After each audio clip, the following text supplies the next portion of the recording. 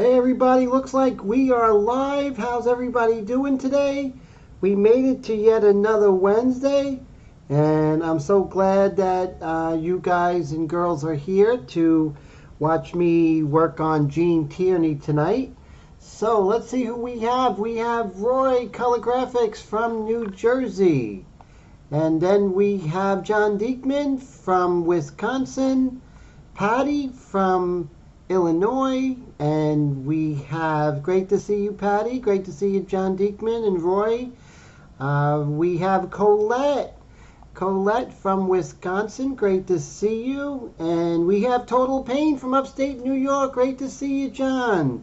So that's cool. So we have a pretty good group. Today I just decided to work on something that I was working because I'm not sure what I want to do for the painting that I usually do from start to finish. So I want to make sure I'm happy with it because it could be like 8 weeks working on that painting.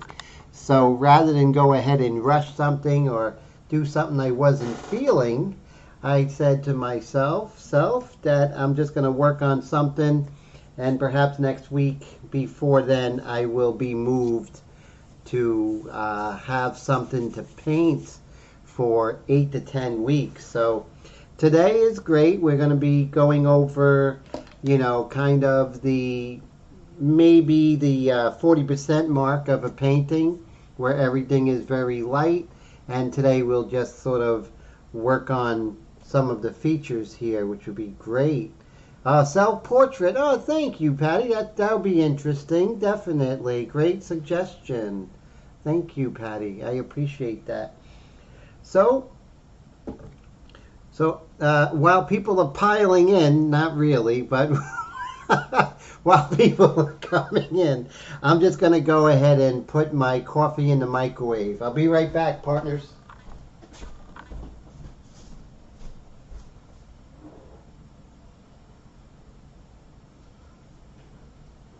There's 2 shakes of lamb's tail.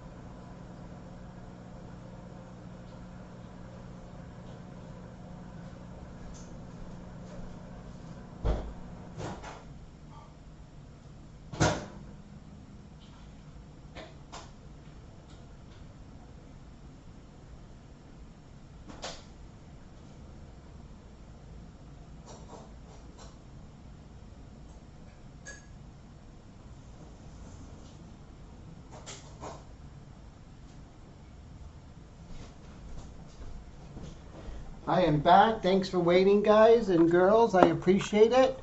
So, thanks, John. That's pretty cool. 2 self-portraits. So that's very interesting. That is true, Colette. That is very true. That is very funny. So let me bring up a picture of Miss Tierney, because anyone knows me over the years, I am a big Tierney fan. I cannot hide that. So let me go ahead and see if I can add. So it says add image. And now I just have to look for the beautiful Tierney. So she's under G. Sometimes I look under J, but her name is spelled with a G, and There we go. So you can see what I'm working on, right? Which is important, right? See if I'm doing a good job or not. We'll just put her right here. So you can see how dark we have to go and how light everything is, right? And so now what we'll do is I have my ink flinger's glove. Okay. Okay, so now what I'm going to do is just sort of, you know, start darkening things up a bit, start getting a little more specific, things like that. And so I'm going to work on the eye on camera right. So let's go ahead and blow this up together. There we go. Move camera over here. There we go. And let's make me smaller. I'm sure everybody is happy about that.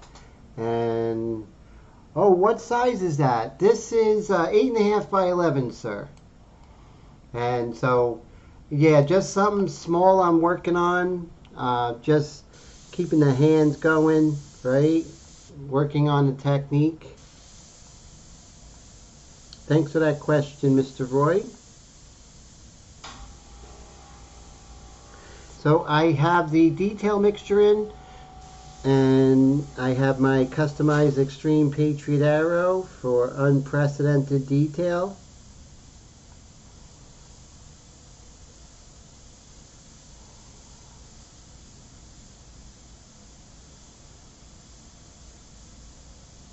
And remember, we're keeping things dark, relatively light, right?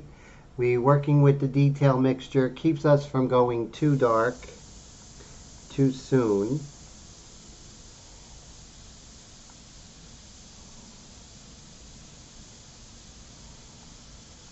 And controlling my distance, which is very important.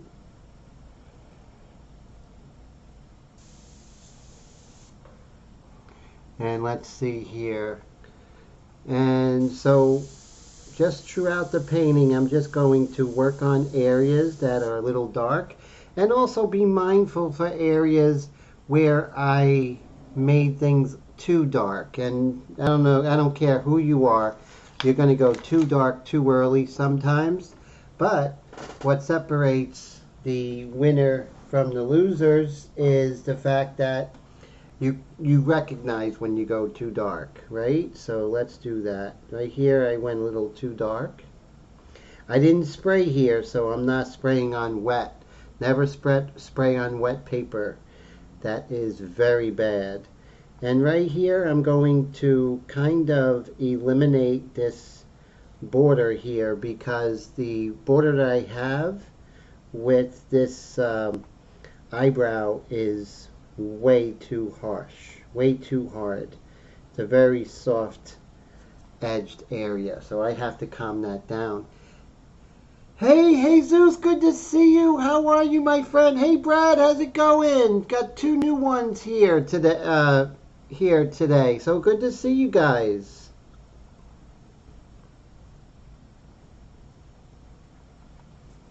And as you can see, just kind of calming down this edge here, especially, so edges are key, right? They really are. Hey Willie, how you doing? Hey Kareem, good to see you. How are you guys? Great to see you. Thanks so much for hanging out. I really appreciate that. Thanks, Jesus. I appreciate it. So you see how I calm down that edge over there, right? And then maybe even just a little bit more. Definitely have to calm that down. Hey Clutch, how you doing, Patrick? Good to see you. Wow, the group's really starting to kick up now. That's great. Great to see you all. Really makes me happy when you guys all, and girls all come hang out. That is so cool. So as you can see, I'm just calming this down. And things might look a little rough because we're blowing it up, but just know I'm being super subtle here. And I let things develop, you know. I'm not trying to force things. I'm not worried about, you know, it looking like her or anything like that. It's just painting the shapes and the edges right now, which is cool. And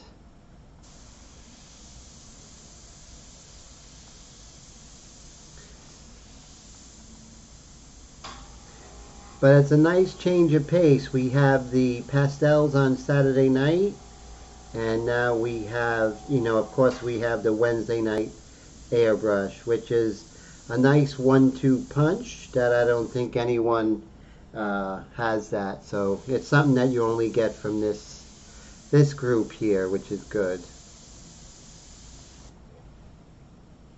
And then we'll zoom back out. Ah, so glad you're here there, Patrick. That is very cool. And let's see. So you can see how I am further away. Let me see if I could just zoom in a little bit. Okay, so that's not a bad shot here. I'm going to take my least aggressive eraser, and I'm just going to get rid of any pencil lines that I have. Remember, pencil lines are like training wheels. You want to get rid of them, but you don't want to get rid of them too early. Am I right? And so what we're going to do is we are going to work on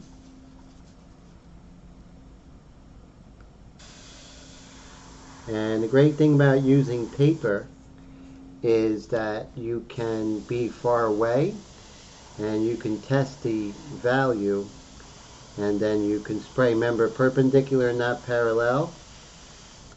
And you see how I could get the bag under her eye there, which is very good, you know. Oh, that is fantastic. Okay, great.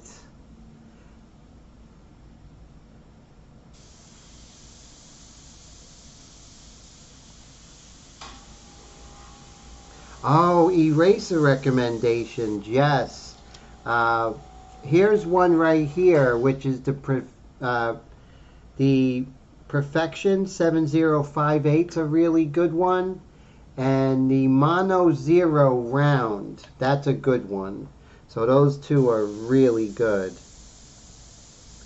for erasers. You want to have, Patrick, some soft erasers as well as some of your more aggressive erasers. You want the full gambit because sometimes an aggressive eraser is just not, just won't do, right? Because you're doing a much more subtle area. So that's something you want to definitely be careful of. And you see I'm going to start moving around. And so here's a special consideration. So when we're working on, let's say, the nose here, you might say, okay, I'm going to spray in the shadow, but you have to ask yourself, is that shadow, that cast shadow on the outside or on the inside? And that's something you really want to figure out before you go in, right? So this really thin cast shadow is on the outside, right? Just like so. However, the form shadow is on the inside. So you definitely want to distinguish the two and have a game plan before you go in, right? So we'll go ahead and take care of this in this angle here.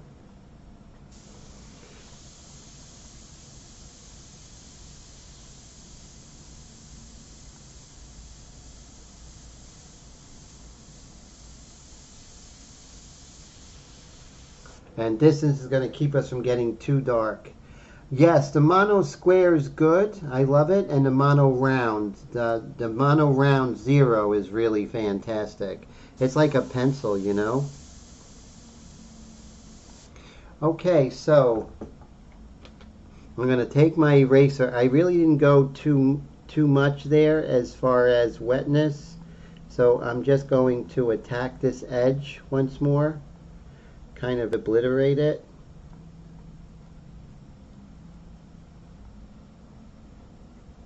Just make sure you don't go there when it's wet. And I'm just going to kind of I want to go right on that border, right? You want to hit that border. So you want to really be precise on where you're hitting it on that border. And so we need to soften this so we can come in and take care of this, because it's a very soft edge. And since we have a hard edge, we have to go in there and have good aim and go right on that border and erase it. You see how we can do that?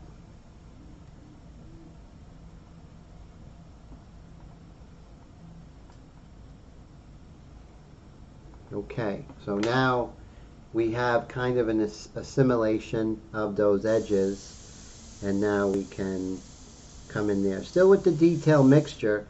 Detail mixture keeps us from getting too dark too early, and that's what the masses do, but we don't do that. We take our time. We'll get there when we get there. We know that there are no points for speed.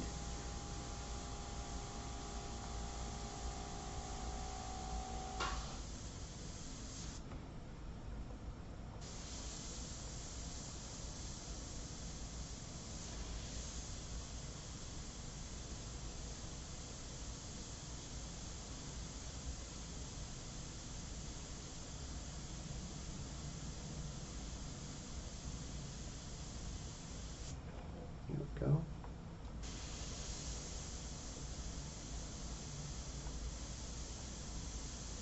Hey Tone, how's it going, sir? Good to see you.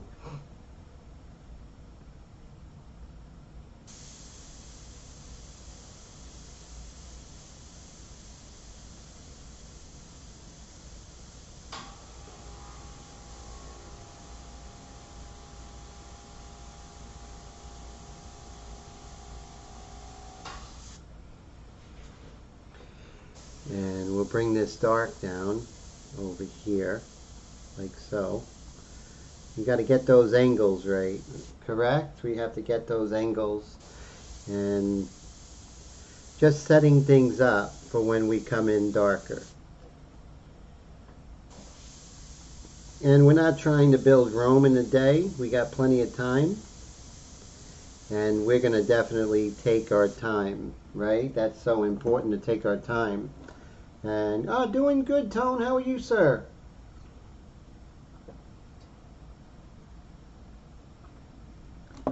Jesus says architecture erasing shield could help. Now, what is an architecture erasing shield, Jesus? I'm not sure. I haven't heard of that yet.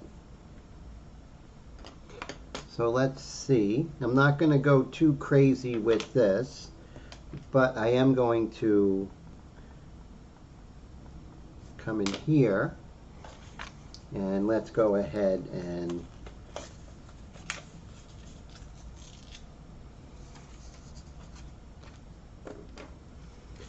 create that little edge there, that little baby edge right here. Let's hit it with a pencil first so I know how far I need to go. Just like so. Get the airbrush. Perpendicular and not parallel.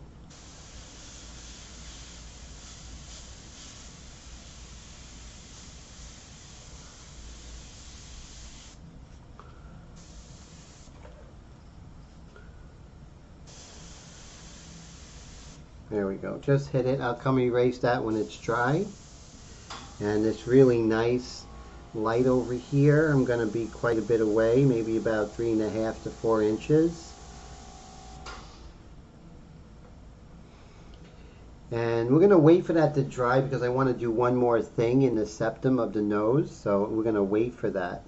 And then, because you never want to work, and I'll stress that over and over again, we never want to erase on wet paper. So Oh, so it comes in drafting set. They're like $2 to erase small dots. Create dotted lines on lines, but great when you want to erase.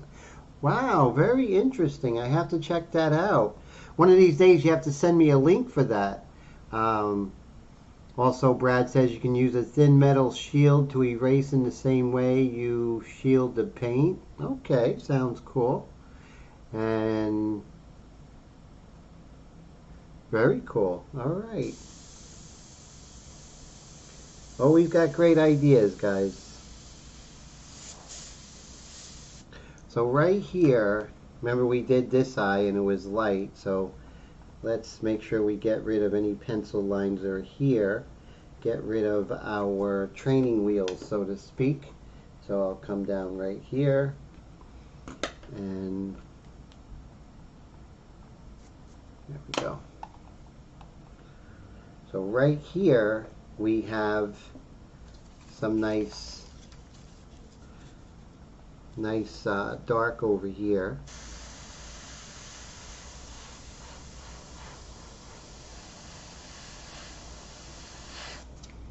There we go. Maybe a little bit darker on the edge. There we go. Cool. So I'm happy with that. And again, so on this side, since I did kind of spray through it with a shield, now I have to soften these eyebrows. The edges, that is. Hey honey, how you doing? Great to see you, Blue.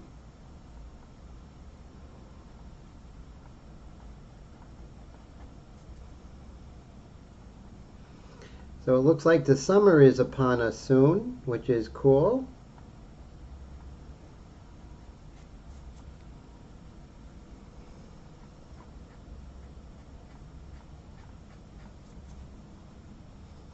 And let me zoom out a little bit so you can see what I'm doing. Just zoom out a little tiny bit. See if I can darken this. And let's just zoom out totally. Zoom in here and then zoom out. Okay, so now you can see an overall area of where I'm working. But before that, I just want to continue kind of softening the edges of her eyebrow here. Not everywhere, because there are places where it is quite hard edge, so you don't want to be too uniform about it. You always want to come from a place of observation. That's always important.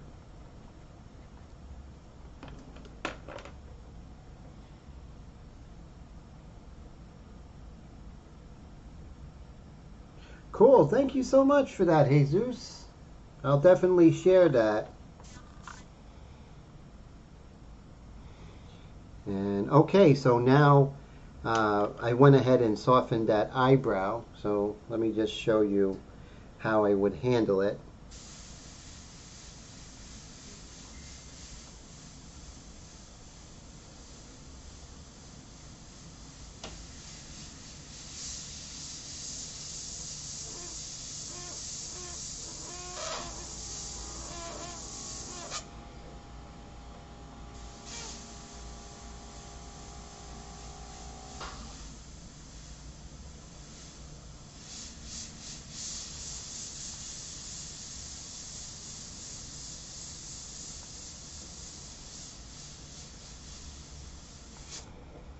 Okay, so now you can see where I'm going to start doing some of the shadow in the eye socket there.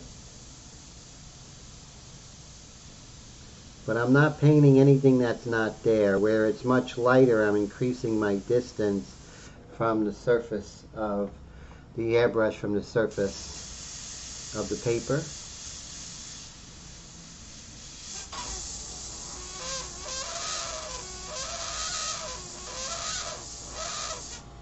Go.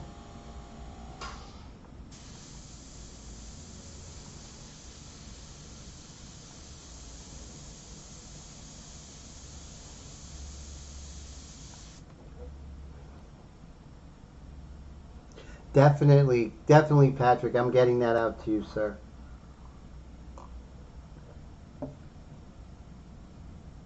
So Tone asks, any of my relatives were artists? Not a one. I'm what is called an anomaly. You know, just came out of nowhere.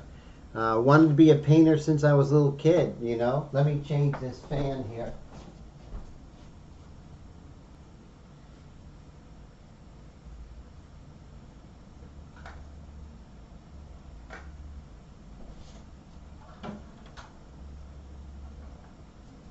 There, now the fan's blowing on me. A little warm in the studio. No, I mean, ever since I was a little boy, I wanted to be an artist. Most kids want to be a fireman, you know, whatever. That's all I ever wanted to be. And that was it, you know. But there are no family members that are remotely in the arts. I mean, I have a nephew who, but if any nephews anything, I'm affecting them as opposed to anyone influenced me when I was growing up. But there were no artists, none whatsoever.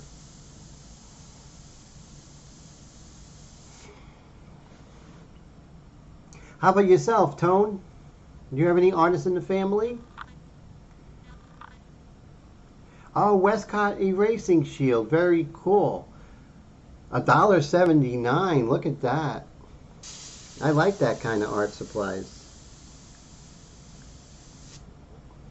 Okay, so I said I was going to go back to that nose, right? And let me do that.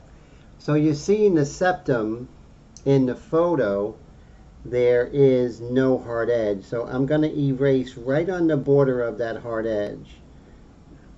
And it just kind of obliterates the border, right? So we're just attacking the border, nothing else.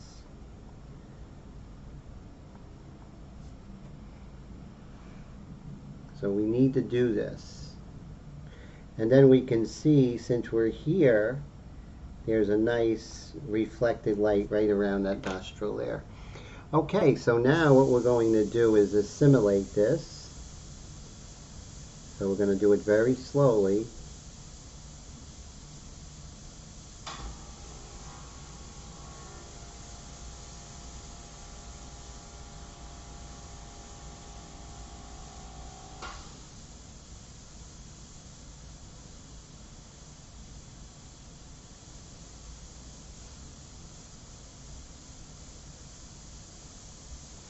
And remember, just because it's a shadow doesn't mean there aren't things going on in that shadow. Because there are just as much detail in the so-called quote-unquote shadows as there are in the lights. It's just the value range is more narrow. And those who take my mentorship class, I go really deep into it in seeing what's going on in those shadows and how to look for it. And since I'm here, I can get rid of the pencil lines. Remember, pencil lines are what? Pencil lines are just pencil lines are nothing but training wheels.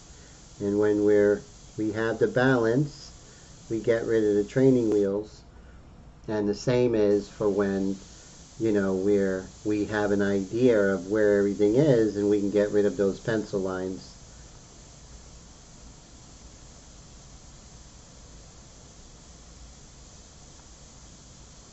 You can see where, if we pay attention, we're going to see that there's a lot of information in those shadows. And that's what we want to do. We want to paint that information. So you can see it's much more interesting than just doing a dark, right? Hey Marshall, how's it going? Good to see you.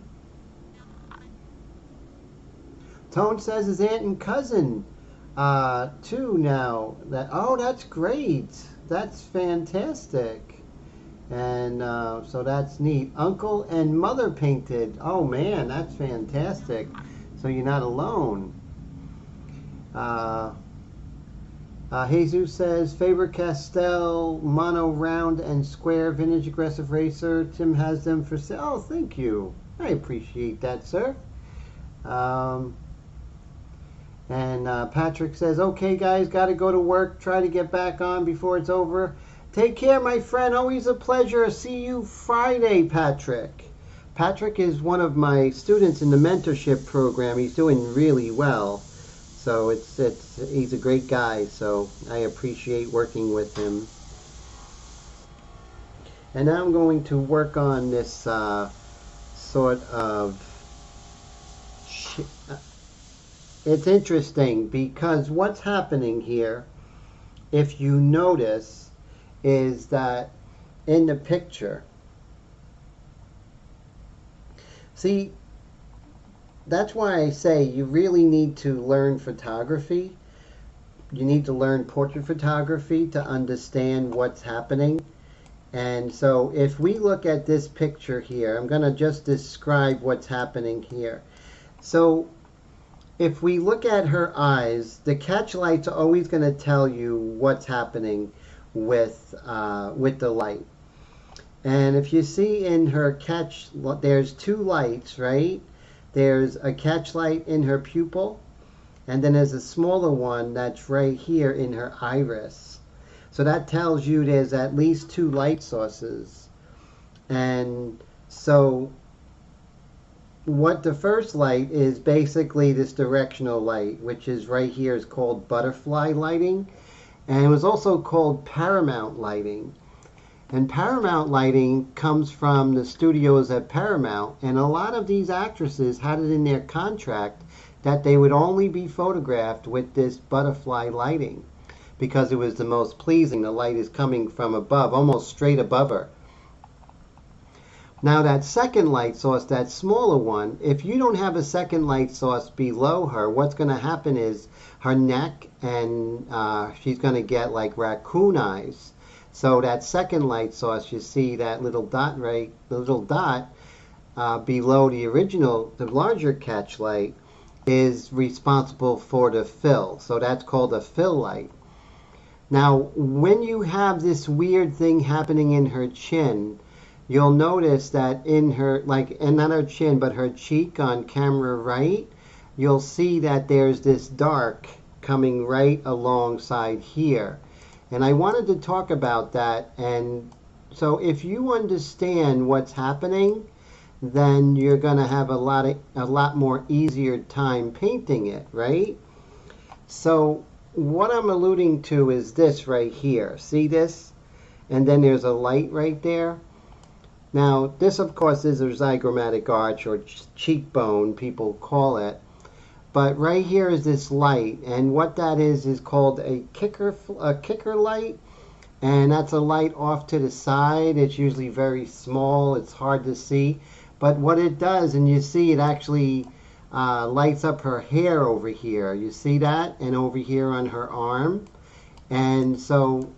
and that's on camera right, and you see that's because of that dirt flash, which is called sometimes a hair light, sometimes a kicker light. So I'm saying all of this to say what?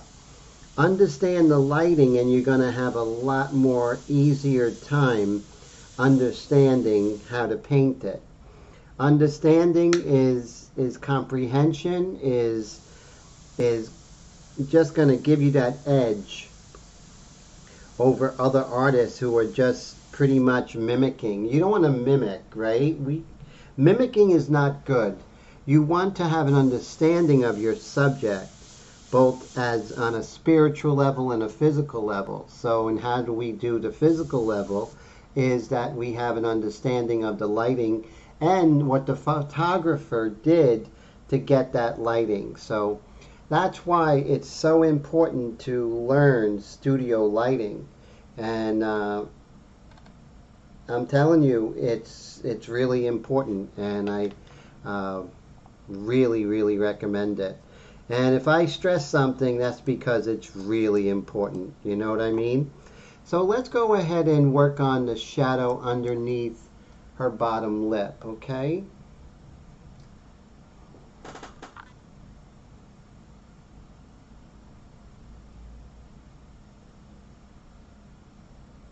Oh, thank you there, Mr. John. I appreciate that.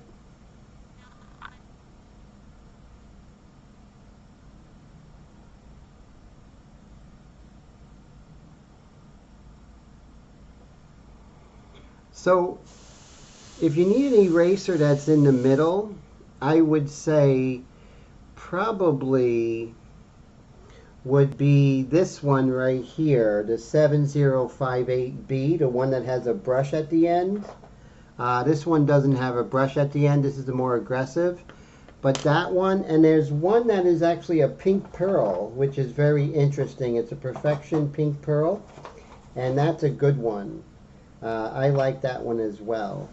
I don't sell that one on the website though, but definitely there's a lot of good erasers. But remember, even with an aggressive eraser, you can be very gentle with it and still get a lot of effects with one eraser, which is good. So I do that often.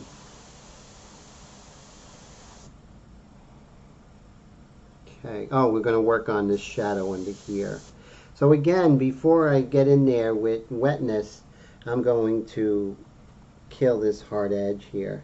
Remember, I go right on the border, right? That's what you have to do, right on that border. You have to have very sharp aim and precision. And then, of course, when I come up here, I'm going to increase my distance and let the airbrush do the hard work, right? Not me. Let's let the airbrush do the hard work. We're just telling it what to do. And then we have our lips here. We can do this edge, right along the edge.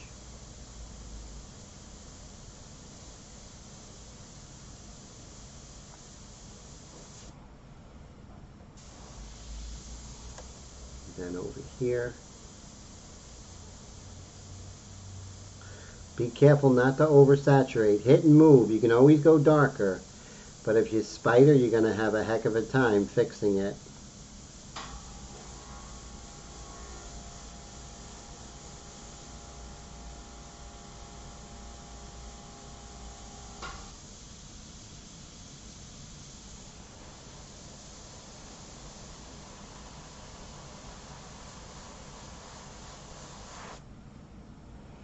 Right here, there's a little bit of an indentation of her corner of her mouth going into her cheek, so it's a little bit of a shadow.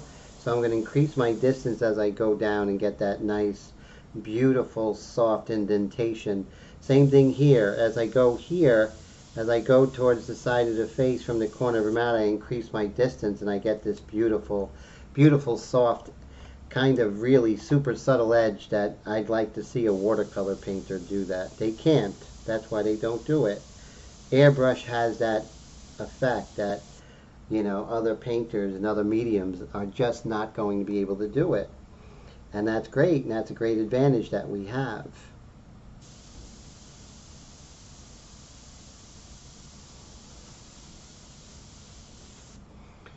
Great.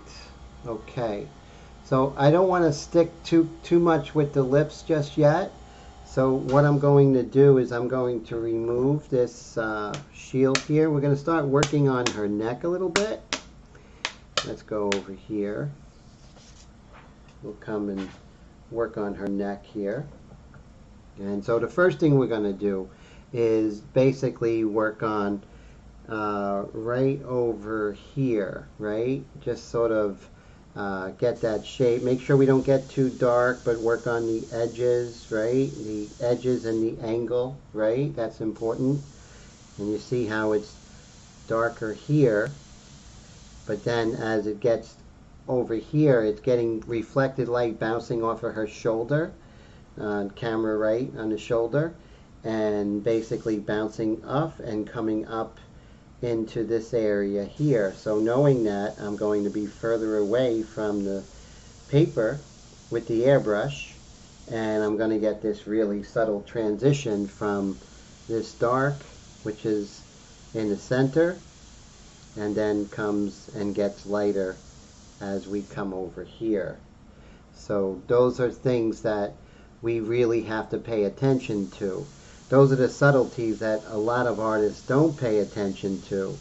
So you paying attention to them will actually make your work shine and make it really stand out among the competition. And that's what we want. Art is competitive. Uh, you know, as you get, further up the chain or up the ladder, it gets pretty competitive. So you always want to learn from your fellow artists, but you always want to work harder than them. And that is the truth, whether you're an athlete or a musician. If you're not competitive, then maybe you're not working hard enough and you're not being ambitious enough. So we have to be competitive. A friendly competition, of course. I'm a competitive person. I played high school. I played sports in high school. I played sports in college. Little league all growing up, and I'm somebody else when I'm playing sports, and I really like who I am when I'm playing sports. I'm much more of an aggressive person. I'm much more of a physical person, and I like that side of me. And that side of me comes into my art. When I work with my students, I always tell my students, you better take care of that painting now when it's on the easel, because once you sign it, people are going to tear you apart. And if we think that art is not a competitive thing, watch how people will tear you apart if you leave something out or something like that. And so I know I'm not all kumbaya and roses, but I'm sorry, work harder and work longer, and you will stand out from the competition, and people won't talk about your painting. Yeah, haters are gonna hate, but even on a friendly level, people are going to uh, they're going to judge your work, whether we like it or not. And if you're, no matter what level you're at, someone's going to find something wrong. But what I'm saying is, make sure you don't give them something to say out of neglect, or that you didn't work as hard, or you didn't give it 100%. You know what I mean? Because you're putting your name on it, and that's important. So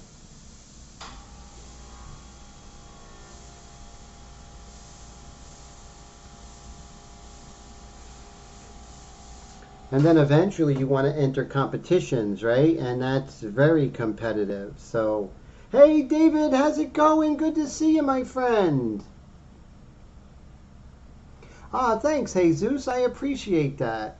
I am a very competitive person, and I miss sports because I was an animal when I played sports. When I played baseball, I had no qualms knocking that catcher on his ass. No question. I would, if I'm coming home plate and he's doing it, I don't care if he's 6'2", I'm going to knock him on his butt.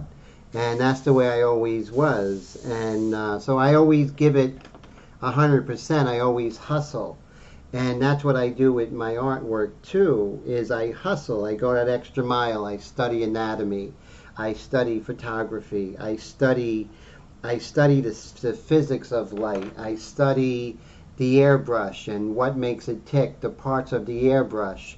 And you know what?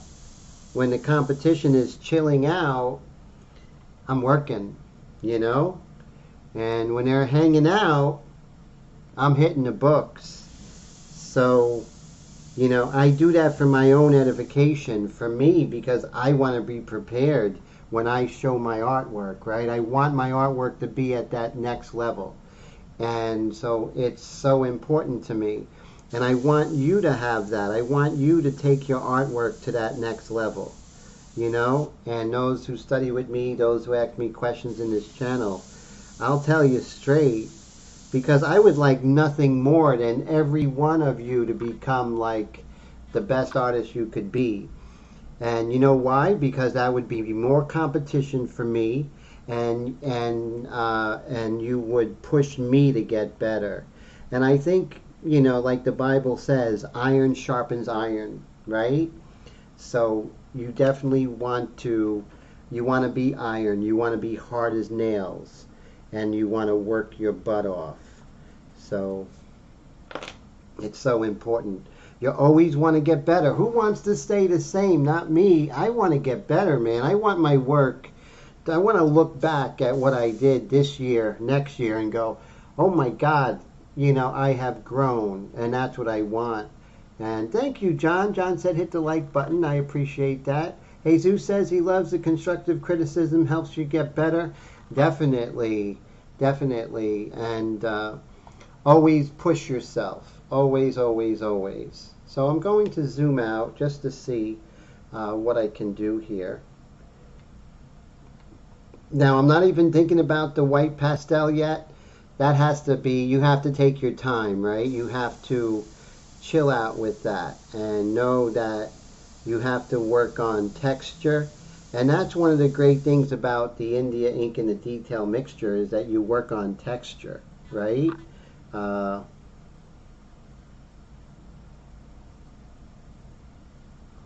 So cool.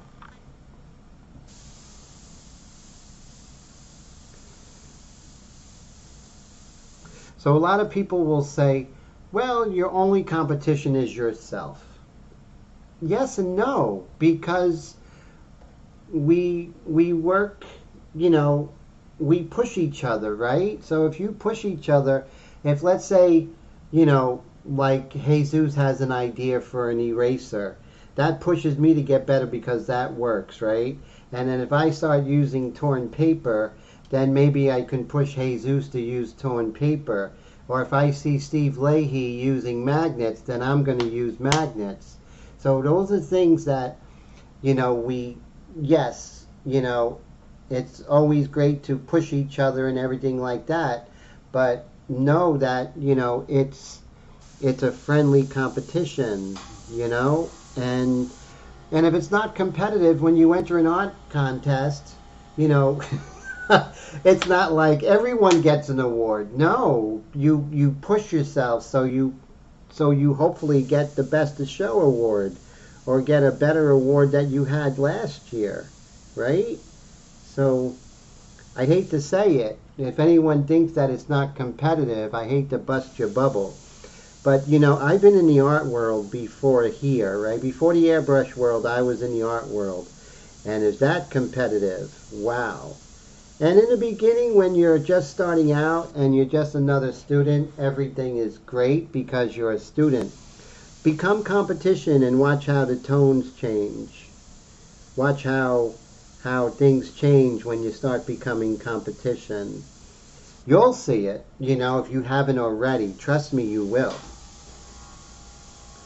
So, I'm just giving it to you straight, guys. Don't give it to you any other way.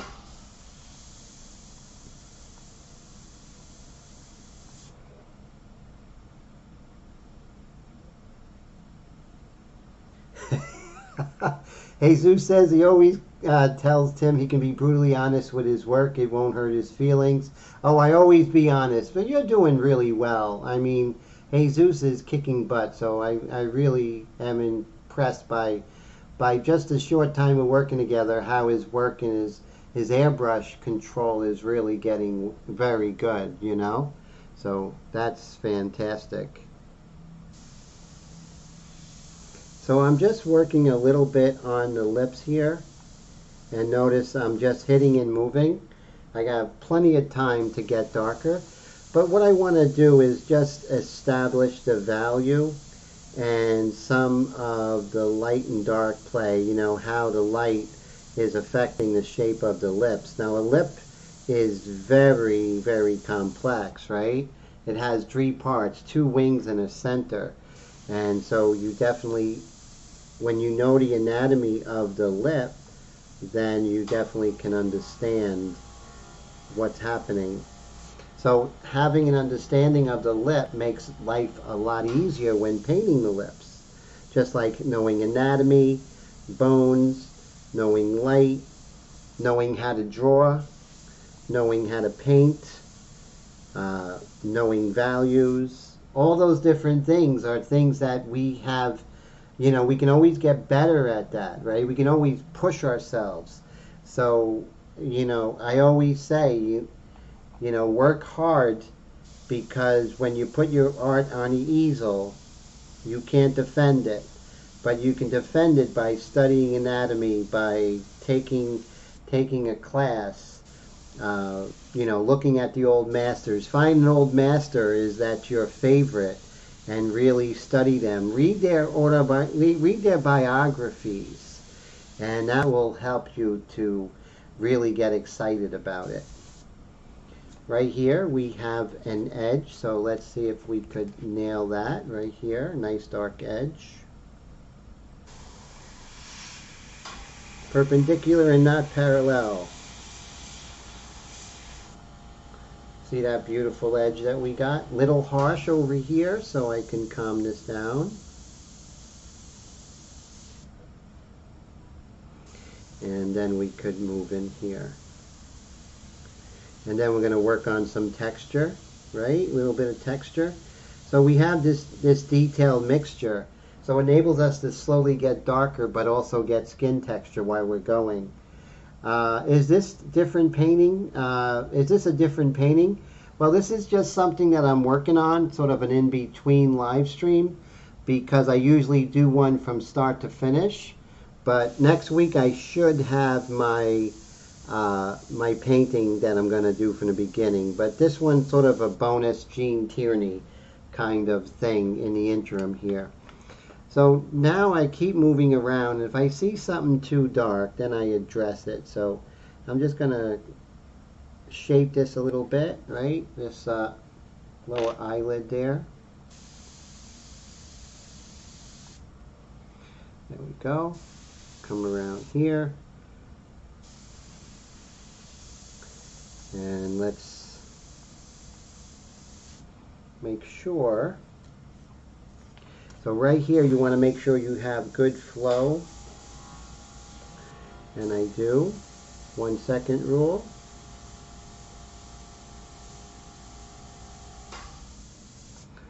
Beautiful. Exactly what I want. You want your airbrush not to do kind of what you want. You don't want to have to like struggle with your airbrush. You want your airbrush to do exactly what you want. And that's what you have with my Extreme Patriot Arrow. Every arrow that customized Extreme Patriot Arrow leaves my studio, I go to great pains to make sure that it's working perfectly. Better than mine. That's the goal. If with your airbrush, if I'm not kind of like saying, wow, I'd like to keep this airbrush and send them mine. If I don't have that kind of feeling, then that doesn't leave my studio. I don't like to know anybody who says that, when they're selling their airbrush. That's the kind of seriousness. Now, you can see the kind of work I do, the kind of detail that I get, right? So that's a very high level, very high standard that I have. And I've been working with this Extreme Patriot Arrow since around 2019. I think September of 2018 is how long.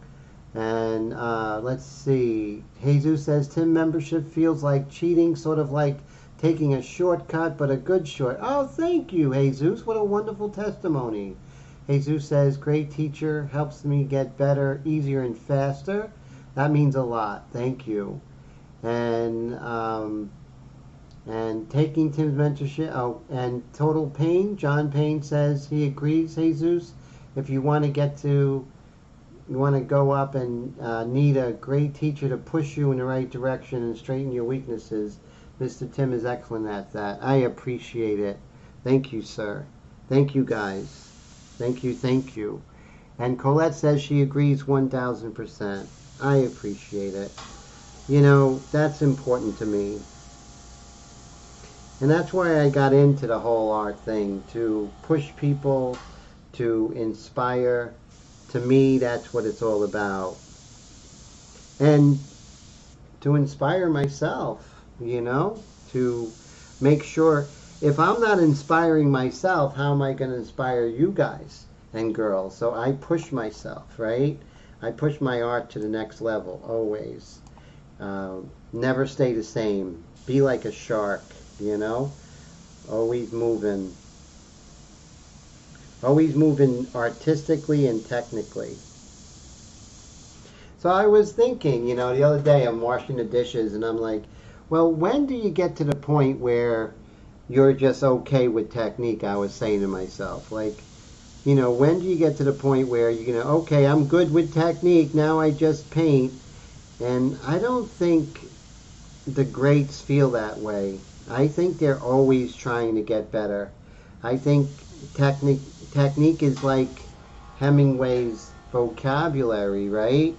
And so, of course, you know, and a lot of writers felt like their vocabulary was living life and to experiencing life and also writing all the time. And so that's how I feel. I feel that it's so important to take your technique always getting better, as if you're a student. You want to have that kind of feeling as a student. The second you lose that, and I'm not talking about, you know, false modesty. False modesty, ugh, you know, I hate false modesty. But the idea of being a student means that you're always trying to get better. You're always looking at ways to improve. You're listening to other artists. And like Jesus gave that idea of the eraser, you're listening to that. You're listening and watching what other artists do. And then you can actually pick up. I learned so much from my students. I just can't tell you, because I listen to my students, and you guys have good ideas and I implement them, and then I take it and take it much further and then share it back with my students.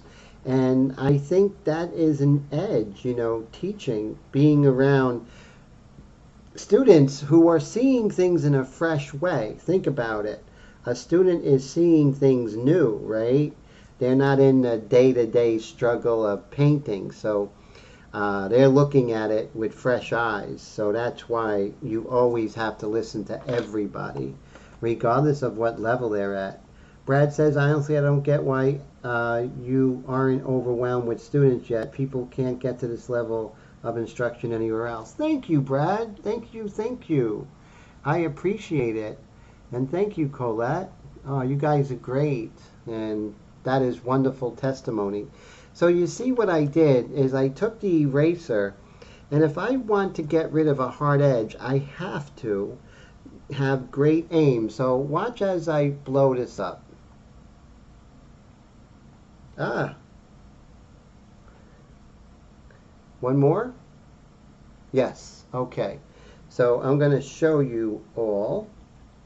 So you see this edge right here? It's too hard. So I'm not going to erase in here. I'm not going to erase out here. I'm going to erase right on precision, right on that border.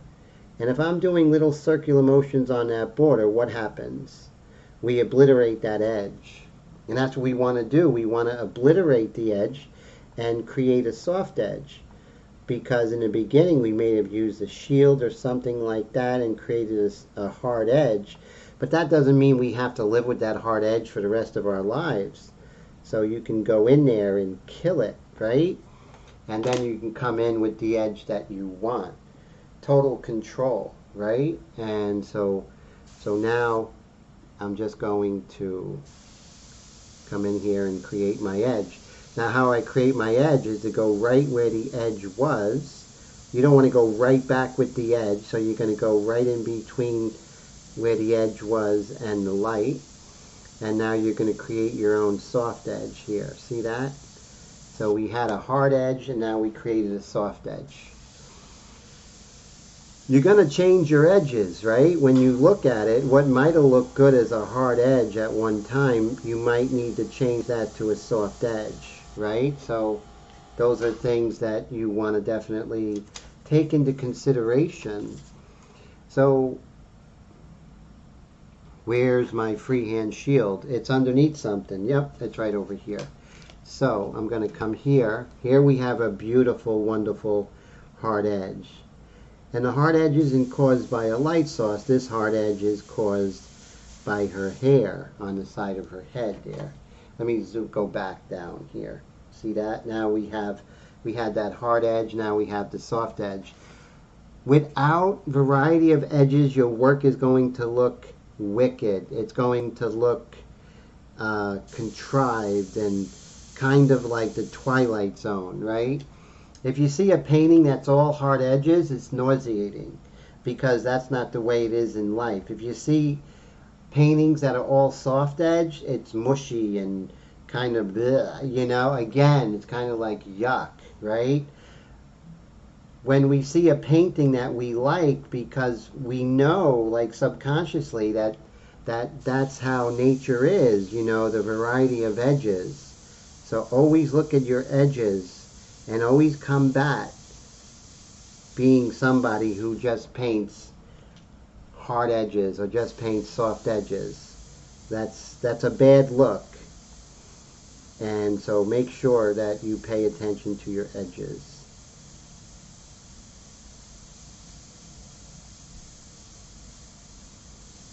There we go.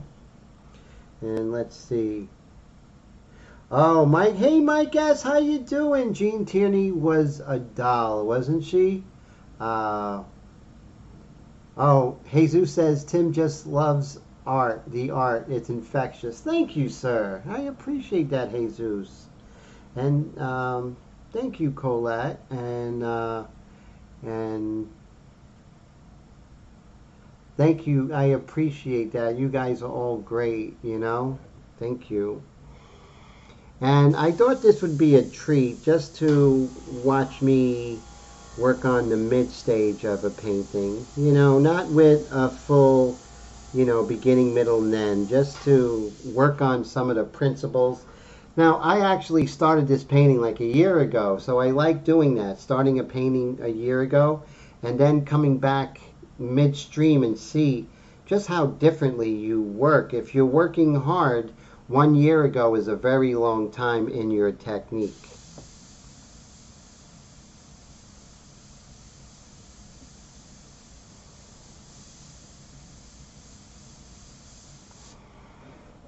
Go.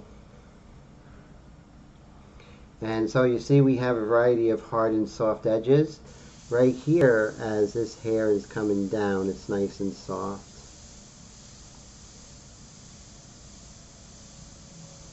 And it's very light. I'm going super light, but it looks like it's dark because everything else is really light, you know?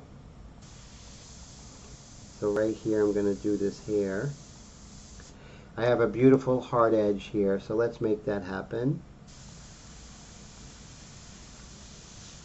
Perpendicular and not parallel. See that? We're just creating that hard edge. Let me fix my keyboard. Move this down. And let's work on our hair a little bit.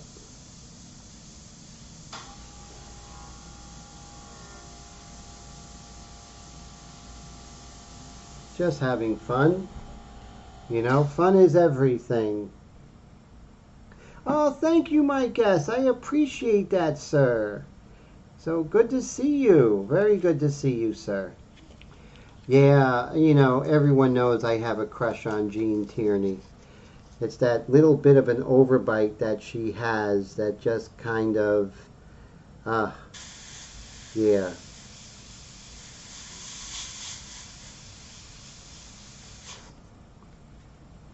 Edgar Degas said about a beauty is that there needs to be a hint of ugliness, otherwise it just won't work. And I don't think it's a hint of ugliness. I would phrase it differently. I think it's the imperfections that are with the, you know, with the perfections that really make it, you know, that really make the beauty. And actually appreciating the imperfections. as I get older, I think I appreciate the imperfections of a woman a lot more because getting in photography, you know, I see how the pressure of making the photograph perfect, but I like the way that, you know, if I'm photographing a model, if I pick somebody to pose, I mean, the parts that other people might see imperfect are the things that really enthrall me and kind of I feel are the alluring, you know, that's how I feel. So as a painter, I have I have to have different goals than as a photographer, you know, as a headshot photographer. But if I'm doing fine art photography, then I'm going to have the same goals as a painter, which is to capture a person in time at that one moment and trying to say something about that person that's profound and timeless, right? That maybe 150 years ago, somebody will look at that picture like we're looking at Jean Tierney. She's no longer with us, but I can look at this picture and get a sense of her, right? So isn't that amazing? Isn't that what it's all about? So, but when you're doing headshot photography, you know, for clients, you have to have different goals. So it's all different mindsets.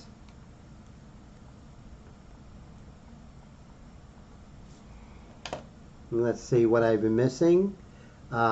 Jesus says, was wondering how you got it looking like this one feed. Nice to pick up where you left off 1 year ago. Yeah, so this is, I have so many paintings I started and things happen and I never get to them, so it's really cool to do that. And hey, Eric, how you doing? Eric says, then you would love me as a model in with all his imperfections. We all have imperfections, you know. We have to embrace them. If we can improve it, right, Eric, we will, but, you know, we have to embrace them. And that's a hard thing, right? And so it's not easy, Eric, definitely. Hey, Nameless, how you doing, man? Good to see ya. How are ya? And so very good conversations happening here. Jean Tierney was tiny in body size, but huge. Really? How tall was she, Mike? So that's interesting. So thank you for that bit of insight. I'd love to know how tall she was. I didn't know she was little. She's a little person. So that's cool. Nameless says, just got out of the shower after work. Forgot it was Tim Wednesday. Ah, man, glad you made it. Oh, Tone says he wasn't into old movies. Yeah, you know, it's something you got to get into, you know. Some really good gems. This is a really good movie. If you want to crack up, Bringing Up Baby with Katharine Hepburn and Cary Grant. I guarantee you'll crack up. So remember, Bringing Up Baby, Cary Grant, Katharine Hepburn. Watch it from beginning to end. I mean, park yourself and just say, I'm not going to get distracted, and you're going to laugh. What a funny movie. Anyone have seen Bringing Up Baby with Katharine Hepburn out there? And what a great straight man Cary Grant was. Oh my God, it was so great. And let's see. 5'5". Yeah, she's tiny. Yes, she was little. And so, very cute.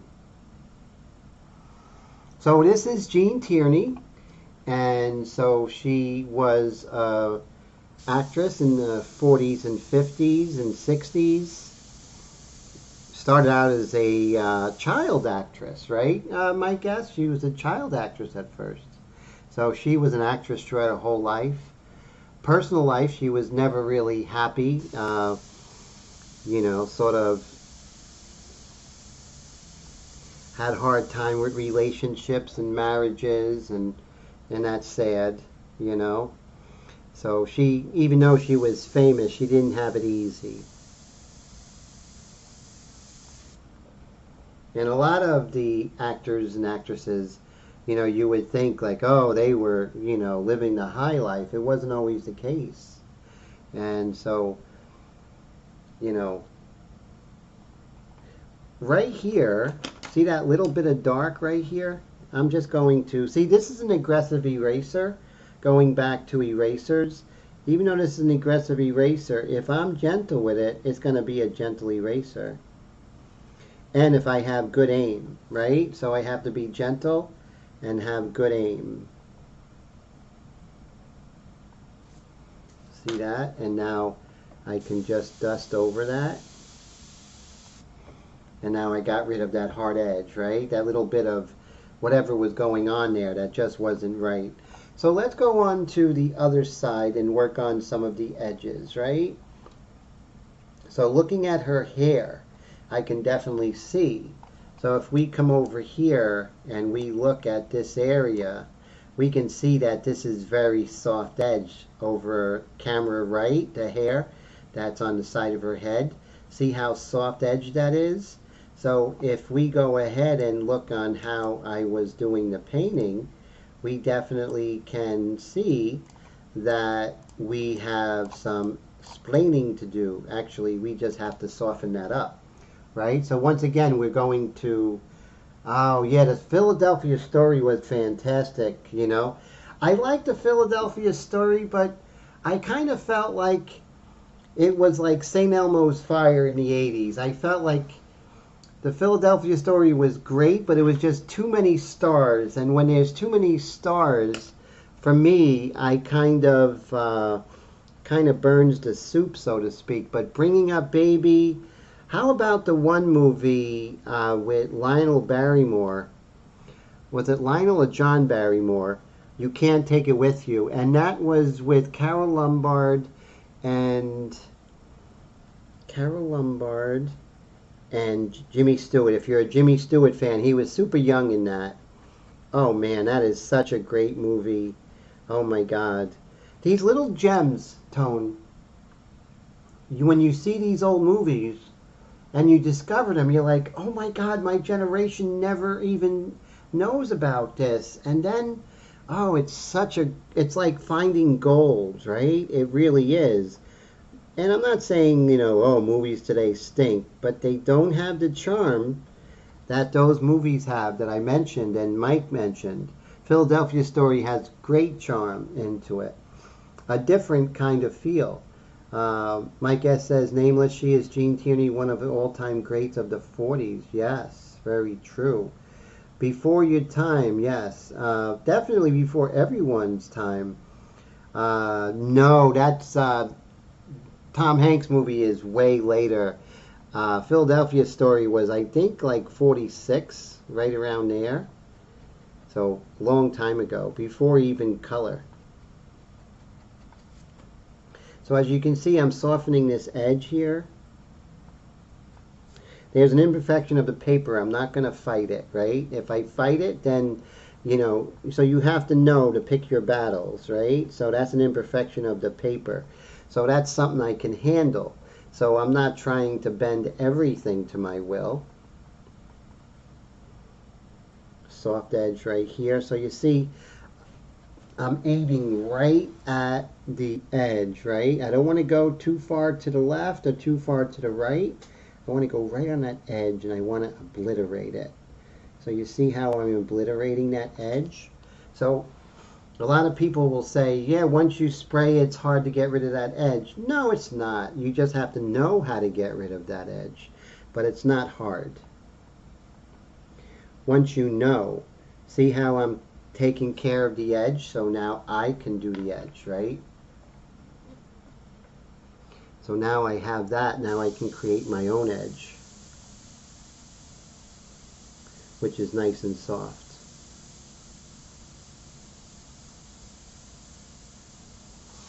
If I left it the way it was, and Gene Tierney is soft edged over here on the right side of her forehead, and I went ahead and kept it hard, Well, that would suck, for lack of a better term, because I'm losing the character of the pose and the likeness of my model.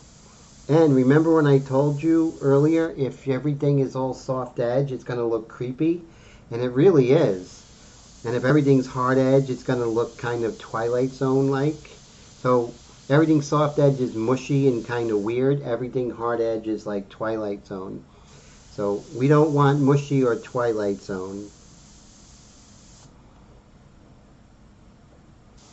Soft edge, how beautiful, right? To know that just the edges are so important in creating a painting that feels like it's following the rules of our planet, right? The whole idea of physics is not like there aren't exceptions to the rule, but those are basically what happens in our environment, you know, for the most part.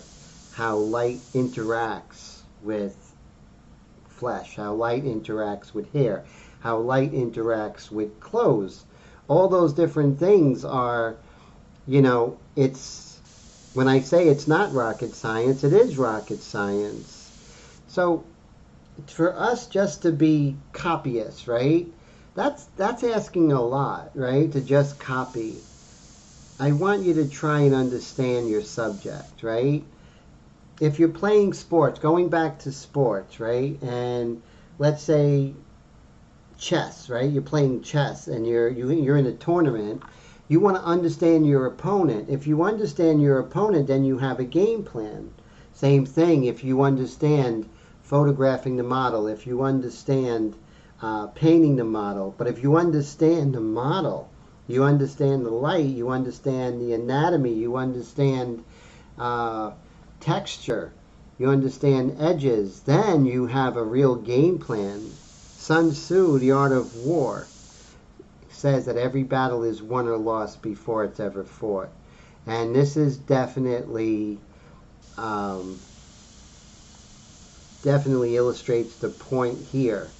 So if you want to create a beautiful painting, then do what you have to do before the painting, which is study your anatomy, study light, learn about things that are going to be really good supports to your work and your understanding. And so now if I zoom out a little bit, you can see like, okay, that's really nice.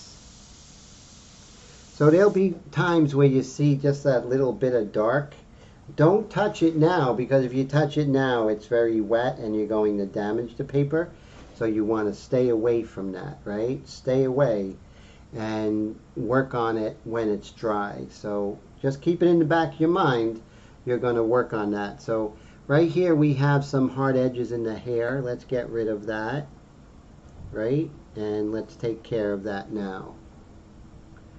And again, so, you know, we get rid of any hard edges that are not there.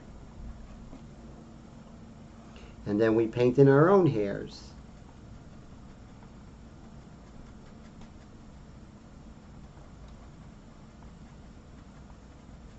Just like so. Really, really attack the painting.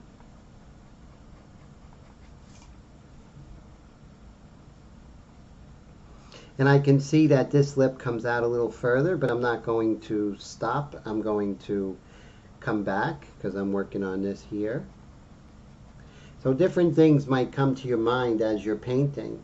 And so you want to definitely address them, but address them in your mind first and then, you know, finish what you're doing and then go back.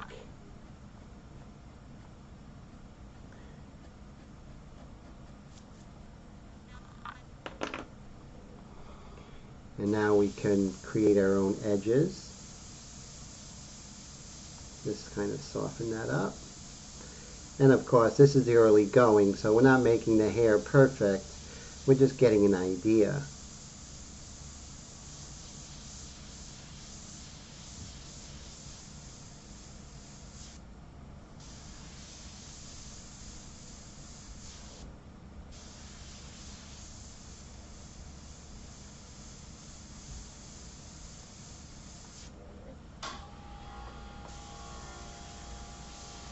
And then we'll put in some of the darks. You want to get the direction of the hair. Direction is so important.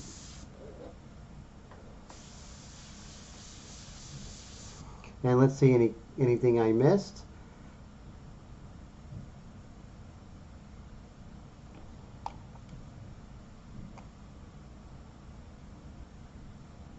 Let's see. Oh yeah, Brad says movies are overloaded with special effects. Amen to that. Tone says it's still like the Shaw Brothers Kung Fu movies. Oh yeah, they were great. Nameless says Gene Tierney. Mike S says Tim, there are so many great movies, Little Shop of Horrors, Around the Corner. It Happened on 34th Street. Yeah, so many true. So true, Mike. Definitely.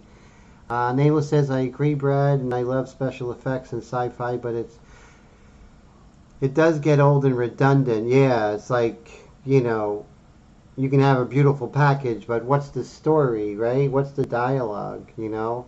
How many times are we going to see all those explosions and, you know, all that? And Jesus, someone says, good night, Jesus. Jesus, are you leaving? Take care, Jesus. I didn't see you say good night, so I don't know if you're still here. Mike S says, no, you're thinking of a newer movie with a close name. Yeah, Philadelphia. Philadelphia story is different. Tim, are you going to go over her eyes to make the whites pop? Not yet. That's going to be way down the line. So that would be probably after another, I would say, maybe about 4 or 5 hours of work. Remember I told you I was going to enlarge this lip here? So I'm doing that now.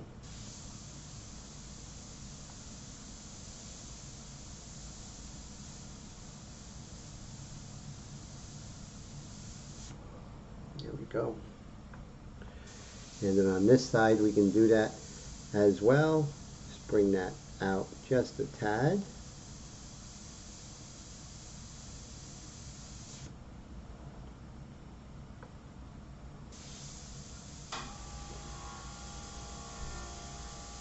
I love it going in with the white pastel and the dark mixture, Mike.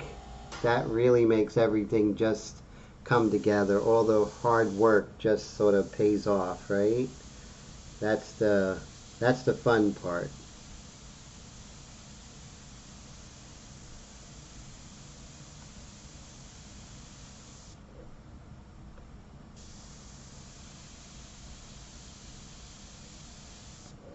Now, what we have to do is we have to make sure that we make this turn, right? Because her chin comes out further and it's facing the light most directly, so this is going to be getting most of the light. As her chin moves way and goes up the jawline, it's actually at an angle that is indirect or less direct, and so that's why it's getting darker. So you see, I'm not just, you know, copying what I'm seeing. I'm trying to understand what's going on. It's a much more profound way to paint. I'd rather hear someone say play-by-play of a hockey game who was a hockey player than somebody who wasn't. You know what I mean? Somebody who really has an understanding of what's happening. So that's pretty much my reasoning. Okay, so right over here, there's a beautiful hard edge here. So let me see if I could get it. I'm actually going to sharpen this. Let me sharpen this here. Sharpening, sharpening. And somewhat sharpened, not perfect. But that's why we have the razor blade. We can really get in there.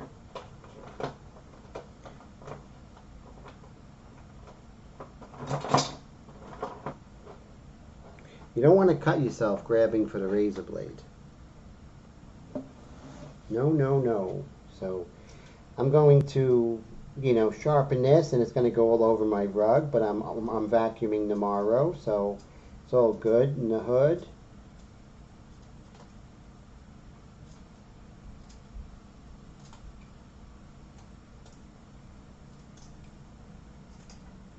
Ah, I keep breaking it.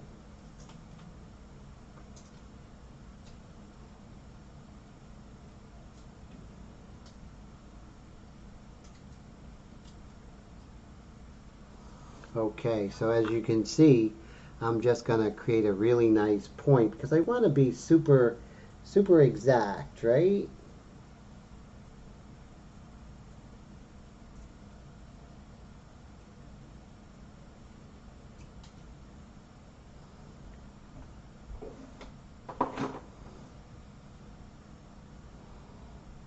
Okay, so where was I? So what was I working on? Let's see. So as I was sharpening, I kind of forgot what I was working on, but since I'm here, oh, we were working on something where there was a nice hard edge. Yes, this shadow right here. See that? That beautiful shadow has this beautiful hard edge. So lovely. That's why I think I'm a good photographer, because my whole life I was looking at beautiful shapes. And now when I'm shooting a model, I'm looking and manipulating the light to get those beautiful shapes. And I have a long way to go when it comes to photography, but I definitely see a difference of my painting since doing photography. And one of the things you can see is how I'm bringing out, I would not bring out this shape so beautifully as I am now before I was working with photography. Because now I'm understanding what that photographer was doing and why he did it. And he was looking for this beautiful shape, right? So I'm giving you guys and girls pearls of wisdom here that will definitely just take your work to a level that it wouldn't ever have gotten to. So definitely take that to heart.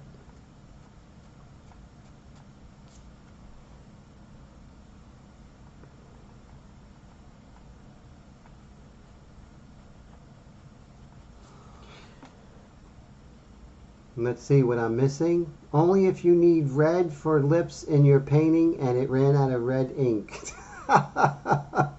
Let's see what I missed here. Philadelphia Story, Kat Hepburn, Jimmy Stewart, Cary Grant, just amazing. Let's see. Tim, you're just like me. Oh, so Mr. Nameless says, Tim, you're just like me. Make a mess knowing I'm going to clean it tomorrow anyway. Definitely. Downtime sometimes comes up and then you just, that's, no, you know, so here's my thing. I'll let you know a little secret about me is that I have to be kind of fanatical about things. Like I can't leave a dish in the sink because I know if I leave a dish in the sink, just one dish, that could end up being a sink full of dishes for a week. So knowing who I am helps me to stay on top of things. And there are times where I will get overwhelmed and things kind of get out of hand, and then I have dishes in the sink. So that I really I have that kind of personality where I have to stay on it. Like I have to make my bed the second the second I get up, because I'm in fear that if I don't make my bed, that it's going to stay unmade for a month. So that's why I'm kind of, you know, I don't know if it's OCD or what, but that's something I have to do. Now, my studio, I don't really care if the studio is neat because it's a organized chaos, right? If I move things around and organize it, then I won't find it. If I don't find it, I'm not efficient. So it's all about the art. So having a super neat office-like space is really not practical for me. But the kitchen and living room, I have to make that as, to my standards, as clean as possible, which is not other people's standards. And let's see, Mike S says, Tim, only if you need red for the lips. Oh yeah, I've done that before with the red. It's pretty cool. And so you see these little bit of hard edges here that really come together. They're really nice. So right here, which is interesting, we have this little baby hard edge here.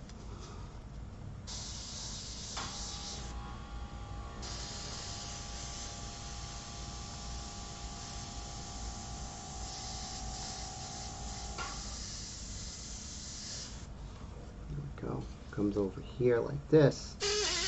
And then right here, we have this little hard edge that comes out here.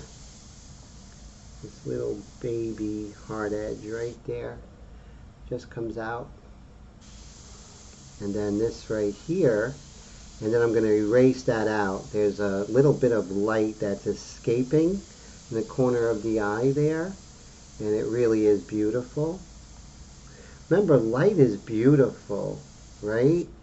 I mean, that's the thing. When you really fall in love with light, then you have such an edge over how you've seen it before, because you're falling in love with light. So it's almost like it doesn't matter what you're painting, because you just love the way light is moving, and you just love the way it feels, right? So, I mean,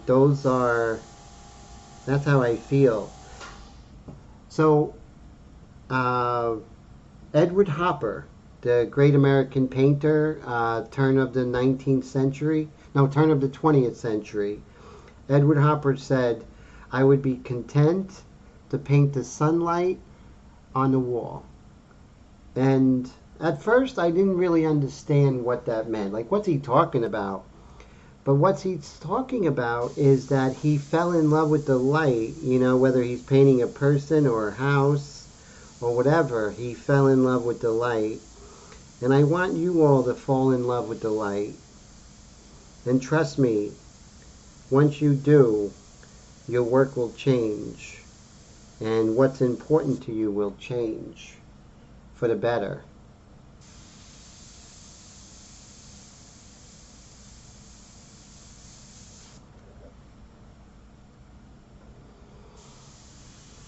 Over here.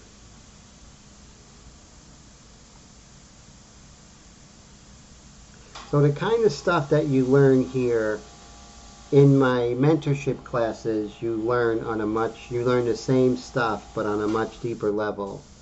And I kind of even go further into it.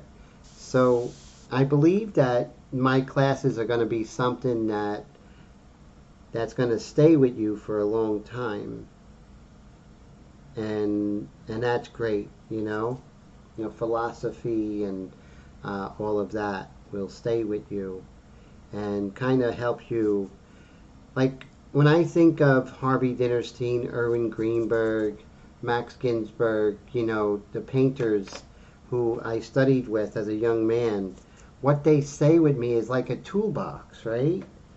And so when you study with me, the things that I give you is like a toolbox, right? So if I zoom out, so look at this is a toolbox, right? And when I'm painting, I have all these different tools I may need, right? I have different kinds of blades, I have screwdrivers, I have tweezers, I have nozzles, I have things that I need. Now, people can say, hey, I'm self-taught, and that's great, but when you study with someone on a more one-on-one basis, and you study with them more than 3 days, you know, I'm going to say something that, you know, it's great, these workshops are fantastic. As long as you know what they are, they're going to help you with technique, give you a little boost, right? That's what they're for. They're great for camaraderie. They're great for meeting great people and great instructors. But to get to the point where your teacher kind of equipped you with a toolbox that you'll use down the line, maybe years from now, you'll be working on a painting and you'll be like, oh my God, that's exactly what Tim said. Or I say, oh my God, that's exactly what Harvey said. And then when you're teaching somebody else, whether you're doing it as a teacher in a, how do you say, you know, your typical teacher-student relationship, or you're just teaching somebody like a family member or something like that, and you'll hear that person say, I mean, you'll hear your teacher when you're teaching the person, I'm like, oh my God, like Harvey's in my head. But the thing is, that's the great tradition of learning painting, right? The Western tradition of painting is one teacher teaching a student, and then they becoming a master and they teach their student, and vice versa. And that's how the tradition of Western painting is going on. Now today we have this whole workshop mentality, and like I said, if you use it as an enhancement to your studies, but don't think that that's going to be, you know, your studies. It's a week, it's great camaraderie. You're going to learn some techniques, but you're going to have to take those techniques and apply it like really right away. But, you know, you need something that's continual, something that you'll be having for maybe 6 months, a year, 2 years, 3 years, to the point where you've gotten everything you can from whoever you choose as your teacher, right? And so that's very important. So that's my take on it. Thanks, Brad. I appreciate that. Oh, wow, that's cool for you to say. Mike, no, I'm not. No, so Brad is like, I approve this message. And no, Brad is being sincere. He's with me almost 3 years now. So he's amazing. What Brad has doing. I'm going to give a little blurb to Brad. Brad came to me the year 2019, January of 2000, no, 21, 22. No, January 4th of 2020 he started with me. And you know, he has talent, but he was very raw, you know. And but you know, he has so much talent, and what he has done, because he has stuck with me for 2.5 years, over 2.5 years, he is doing things on his own.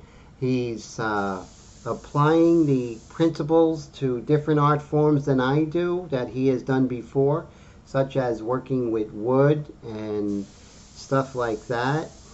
And so that's an illustration of the point, is that if you're with someone over a period of time, and of course the teacher has to be proficient, right? Has to have, you know, has to have studied somewhere, and you know, that sort of thing. And but what I'm saying is that, you know, you can accomplish, people overestimate what they can do in a day, but underestimate what you can do in a year.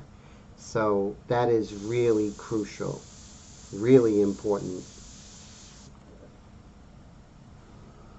So I have 10 slots left for the mentorship program, and then I close it until someone stops going. So right now I have 10 open. So once I get to 20, that's it, you know. So I have 10 students, and all of my 10 students are they're just knocking it out of the park. And I hope I don't sound like a broken record, but the thing is, I believe in what I do, right? So see right here, we have this, and Oh, it's too small, but I'll get back into that. No problem there. Let me see. We'll zoom in. So you see right here, remember that a cast shadow will wrap around the form, right? A lot like when you take a sheet and you wrap it around a car. The sheet takes on the shape of the car, right? The sheet doesn't like go straight. No, it drapes over the car and goes over it. And so how's that better tone? So that's cool. And so when you have a cast shadow such as this, right? It's cast shadow from her head onto her neck. It's not just going to be straight, but it's going to conform to the shape of whatever is casting. So her jaw is basically casting this shadow. So what we're going to do is we are going to make sure that we give an indication. And so it's casting a shadow, but it's also following the contour of her trapezius muscle. So there's two things. There's the shape of the item that's casting it, but what it's casting on will follow the shape of what it's casting the shadow on, and that's her trapezius muscle right here. And then we're just going to come up here. So you see how I did that? So that little thing, like a lot of things done right makes a really big difference. So this little thing by itself is no big deal, right? You know, who's going to see that? But a lot of little improvements really come across in a big way. And a lot of understanding makes a much better painting. Perpendicular, not parallel. 2-second rule. And also there's information in the shadows, right? Remember that. There's information in that shadow. It's not just a hole, you know. In my classes, I go really deep into the science of light and what happens, and that there's no such thing as a shadow. And I think that is a concept that I teach. Maybe I'll write a book about no such thing as shadows. And I think that's really, I never heard that before in all my teaching and everything. I never heard that phrase that there is no such thing as a shadow. And Tone says it should have been through spell check. My bad. Oh, well, let me see what Tone said. Oh, it's coming out nice. Too bad we can't see it. No, that's not it. Let's see. My guest says, Tim, what is the longest time you set an unfinished piece aside to finish later? And was it hard to restart? No, that's the funny thing is, if it's something that I love, right, then I can just pick it up where I left off, right? The difference is that you're a different artist a year later, right? And hopefully you're an artist who has been working like a crazy person for the past year. So when you're going and attacking this, you're so much more profound. You know, you have more tools in your toolbox, so to speak. And I feel I do now from when I did last year. Mike says, Mike, knowing you didn't ask, but for me it was 5 or so years, and yes, it was hard to pick up where I left off. Was going with my game plan, but once I did, instinct and new skills took off. That's cool. Yeah, definitely. Oh, so it was a breeze, definitely. So I want to make sure that I don't get overspray, so I'm going to use my freehand shield, and I'm just going to use that as a shield so I don't get overspray. See that? Now I did create a hard edge, or that might have been there before, I'm not sure. So I'm not going to address it now. Why? Because it's still wet. So always have that patience, you know, that patience is crucial. Okay, so again, cast shadow, right? Cast shadow drapes, you get the shape of whatever is casting that shadow. In this, I believe it's her head. but it does follow the shape of the form that it's casting upon. So you see we're moving along kind of the clavicle there, going down here by the throat, and we're going to go right here. So we're paying really close attention, and we're always thinking where that light is. And those things, like I said, the little things, the little understandings are going to be the things that takes your work from A to G, right? Or from 7 to 10. Remember, friendly competition. I'm giving you ideas and things that is going to make you stand out and to take you to that next level, because you know you want to be better, right? We all want to be better, and we want to be able to compete with anybody. And of course, yes, we are always, getting better on our own level, right? We're always, yes, you are competing with yourself, but to say that you're only competing with yourself is, we're kind of kidding ourselves.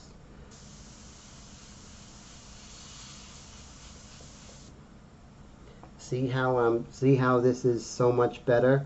Remember, little things done right over and over and over again is going to take your work to that next level, okay? Just bring this over. I'm going to erase that pencil line, but I'm being patient, right? This is very much lighter, so I'm going to be like maybe 8 inches away and make it much more lighter there. And then over here, this is a very kind of muted, kind of mushy shape. So I'm just going to make sure that this is a muted, mushy shape. Muted, mushy shapes have their place, right? They have their place. So it's important. Mike Nameless says he still has unfinished. Me too. I have unfinished work from 4 years ago. Mike S says, wow, Nameless, that's a long time. Did you find that time you got better at art, or didn't like your older unfinished project and restarted it from scratch? Good question.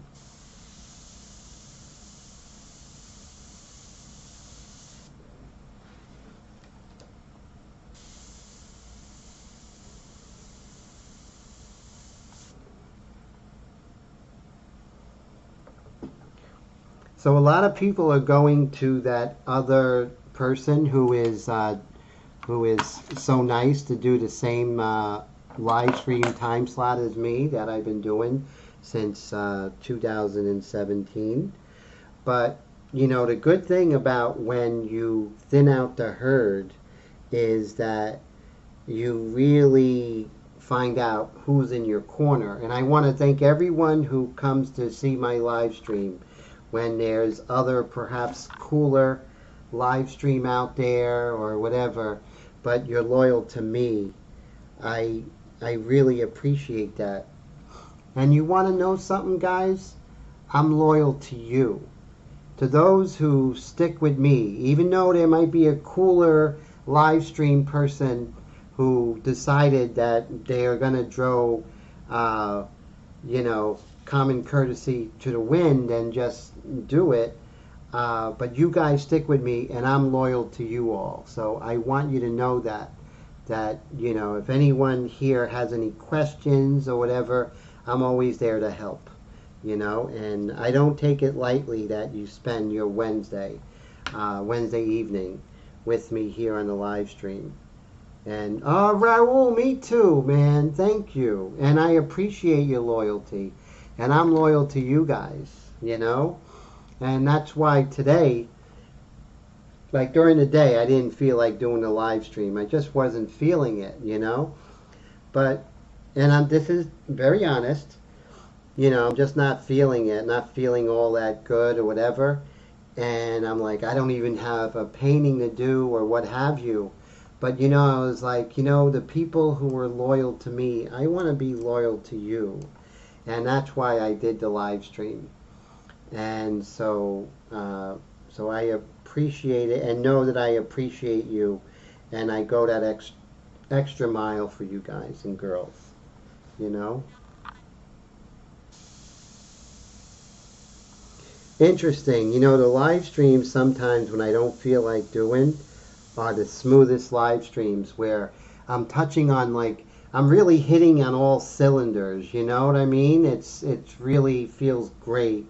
Uh, the painting's flowing, the thoughts are flowing, the questions are flowing, and that was today's live stream. And those are special things. And yes, I have half the amount of people that I had before they did that whole garbage with the Airbrush TV guide and everything. But you know what? We'll weather the storm because I'm dedicated. You know, I've been here since 2017, and God willing, I'm going to continue doing it because I believe in what I'm doing, and I believe that it's helping people and is inspiring artists to pick up their airbrush and to try pastels and to look at anatomy books, right? And so that's why I do it. So my reasonings, you know, you always have to find your why, right? And I have a really good why. You know, I was blessed with parents that enabled me to go to the best art schools, even though I was a very smart kid, and they kind of looked at me like I had two heads, because why would I go into art when I could have been an economist, or I could have went into, you know, business or anything. You know, I had that kind of market. I could have went into the stock market or something like that. I could have went into the sciences. I was good at sciences. But, you know, my parents said, okay, you can definitely follow your dream, and they did, and that's such a blessing.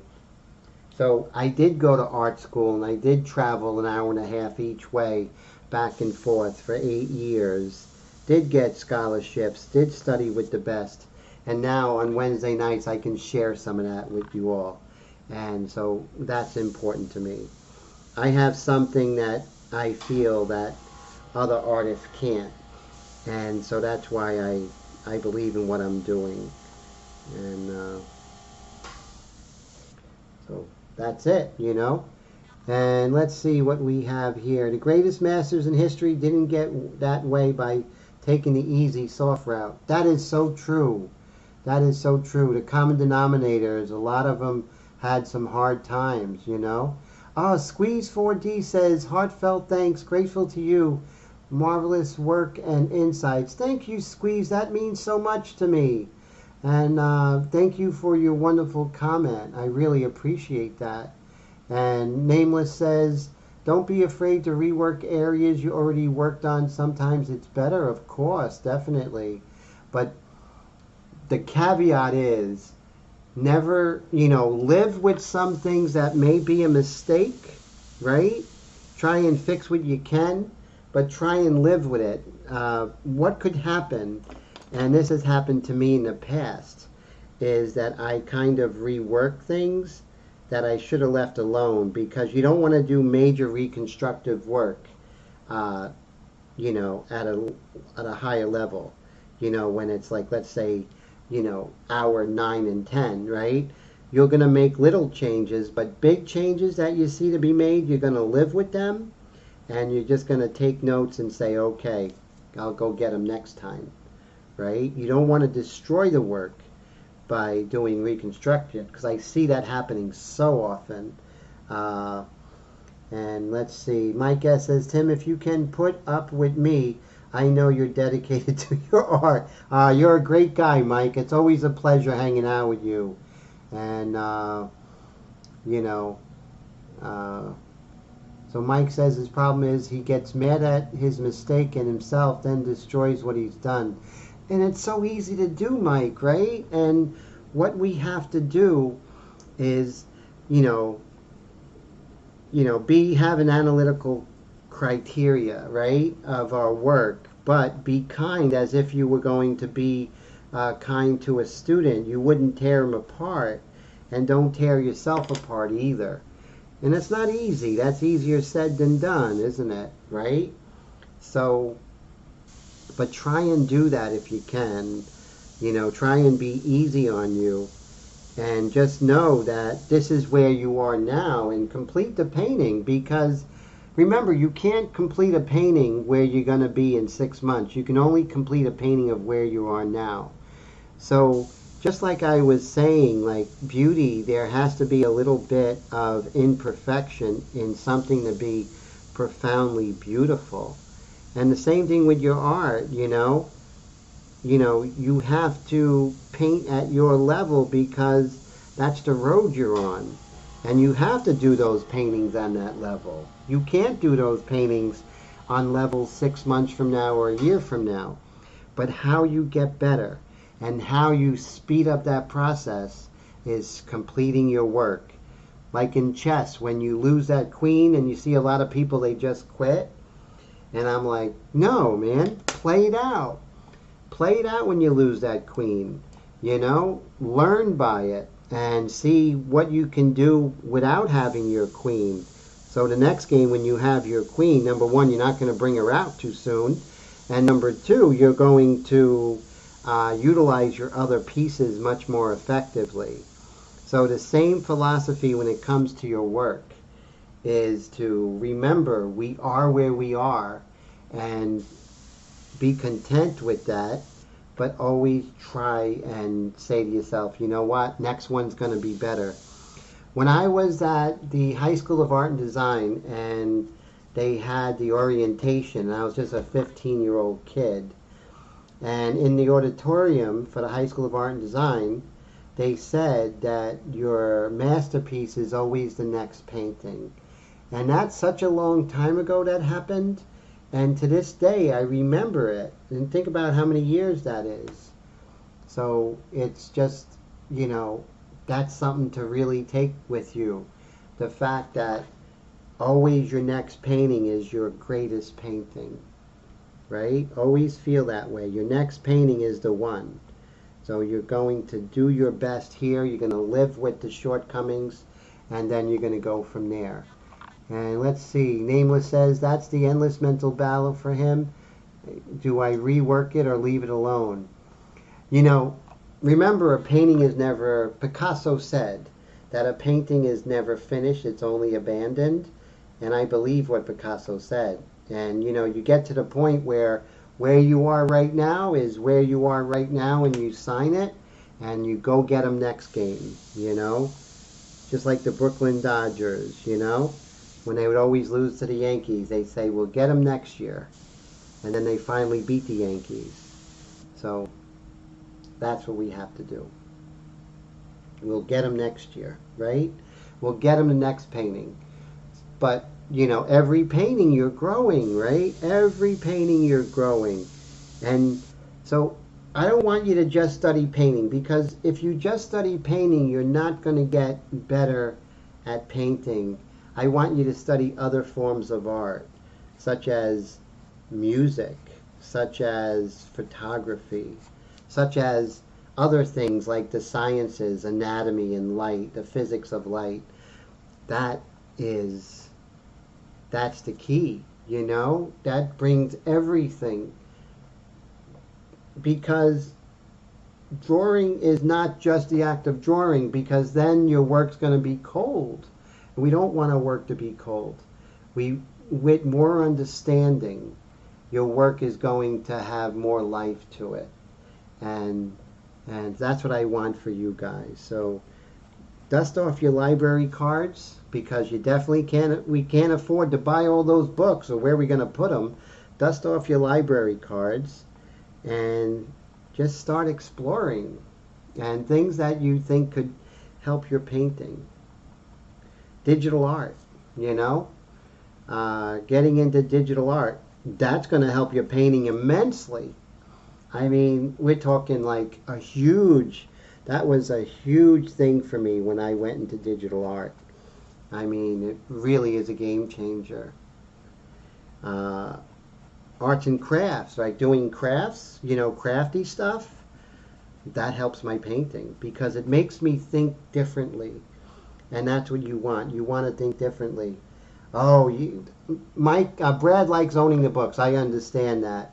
For me, I'm inundated with books, and when I have to move, it's like 90 boxes of books. So I'm trying to keep that down and my expenses down. But yeah, I love books. Believe me, I'm right there with you. But my library card is my resource, right? So we're at the 2 hour mark, guys. So what do you think? Not bad. We had fun today. Next week we should have the project that I'm starting, the painting that I'm starting from the very beginning, right? So let's see. So this is Jean. So we got a lot done today, actually. I'm telling you, this live stream went really full. There weren't many people here, but the people who were here were the best. Were excellent, were fantastic. And you know what? What do they say? Trim the fat? Trim the fat and you're stuck with nothing but juicy meat. You guys are great. Hey, Paul, how you doing? Thank you for hanging out with me. Thank you for being the juicy meat. And we trimmed the fat. Let them go to those other live streams. Don't come back, Stay there, please, And let's just keep this community strong and loyal and friends to one another.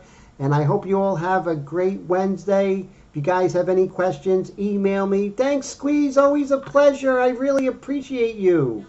And thank you. And take care, guys. You are all amazing.